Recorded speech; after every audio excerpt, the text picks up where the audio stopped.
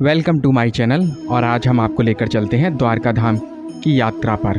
तो आइए शुरुआत करते हैं ब्लॉग की और बात करते हैं द्वारका धाम की। तो हिंदू धर्म के 4 धामों में से एक धाम है द्वारका धाम और सप्तपुरी में से एक पुरी है द्वारकापुरी। तो सामने ही आपको विश्व प्रसिद्ध द्वारकाधीश मंदिर के दर्शन प्राप्त हुए और इस टाइम हम आ चुके हैं द्वारका के गोमती घाट पर। सामने ही आपको गोमती गंगा बहती हुई दिखाई देगी और द्वारकाधीश का जो विश्व प्रसिद्ध मंदिर है इसी गोमती गंगा के तट पर बसा हुआ है। तो मान्यता के अनुसार अगर आप द्वारकाधीश मंदिर में दर्शन करने के लिए जाते हैं तो आपको पहले गोमती गंगा में स्नान करना चाहिए। अब बात करते हैं द्वारका। तो द्वारका नगरी भगवान श्री कृष्ण ने बसाई थी, जो कि उनके अवतार अंत के साथ ही समुद्र में कहीं समा गई, जिसके अवशेष आज भी आपको प्राप्त होते हैं। और गोमती गंगा अविरल आपको बहती हुई सामने की तरफ दिखाई देगी और ये जाकर अरब सागर में मिल जाती है। पहले यहाँ पर समुद्र ही हुआ करता था। जब भगवान श्री कृष्ण वृंदावन से द्वारका की ओर आए थे तो उन्होंने आकर समुद्र नारायण भगवान से कहा कि मुझे यहाँ पर एक नगरी बसानी है और मुझे आप जगह प्रदान करें। और उसके बाद समुद्र के बीच से जगह उत्पन्न हुई जहाँ पर भगवान श्री कृष्ण ने द्वारका नगरी को बसाया। तो बात करते हैं कि द्वारका नगरी में आपको कहाँ कहाँ पर घूमना चाहिए। तो सबसे पहले आपको जाना चाहिए द्वारकाधीश मंदिर, जहाँ पर आपको भगवान द्वारकाधीश श्री कृष्ण भगवान के राजा रूप में दर्शन प्राप्त होते हैं। और सामने की तरफ आप देख पा रहे हैं सुदामा सेतु, जो कि गोमती गंगा के एक छोर को दूसरे छोर से जोड़ता है।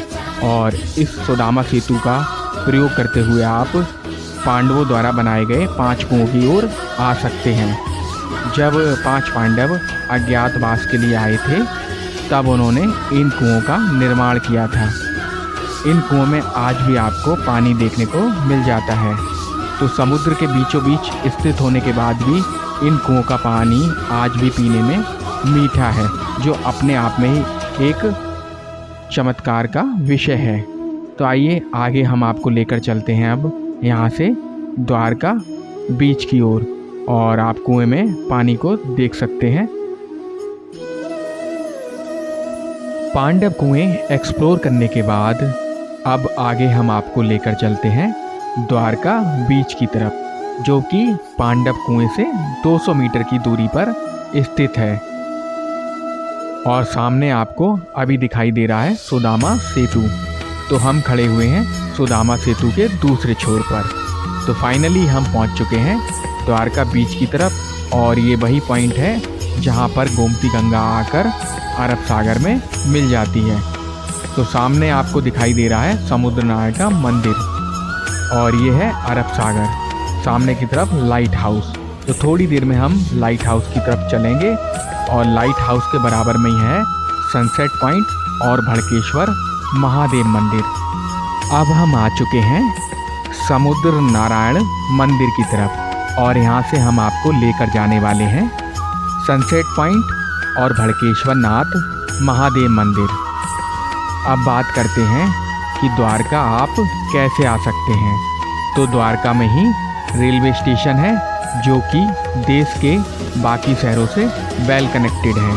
अगर आप बाई एयर आना चाहते हैं तो आप जामनगर एयरपोर्ट या पोरबंदर एयरपोर्ट तक की फ़्लाइट ले सकते हैं। अगर आपको वहाँ फ़्लाइट नहीं मिल रही है तो आप अहमदाबाद एयरपोर्ट तक आ सकते हैं और वहाँ से बस या कैब की मदद से द्वारका पहुँच सकते हैं। तो फाइनली अब हम पहुँचने वाले हैं सनसेट पॉइंट। सनसेट पॉइंट अब हम पहुंचने वाले हैं और सूरज अब ढलने वाला है, जैसा कि सामने की तरफ आपको दिख रहा था। और जो लोग यहाँ पर आए थे सनसेट पॉइंट सूरज को ढलते हुए देखने के लिए, वो भी यहाँ से अब धीरे धीरे चलना शुरू हो गए हैं। तो चलिए हम भी अपने आगे डेस्टिनेशन की तरफ चलते हैं, भड़केश्वर महादेव मंदिर। तो फाइनली अब हम पहुँच चुके हैं भड़केश्वर महादेव मंदिर। ये मंदिर मानसून के समय समुद्र में समा जाता है। तो भड़केश्वर नाथ महादेव मंदिर दर्शन करने के बाद वापस चलते हैं द्वारका और हम आ चुके हैं द्वारका की बाज़ार में और यहीं पर अपनी वीडियो का हम यहाँ पर एंड करने वाले हैं। अगर आपको हमारी वीडियो अच्छी लगी हो तो लाइक शेयर सब्सक्राइब करना बिल्कुल भी ना भूलें।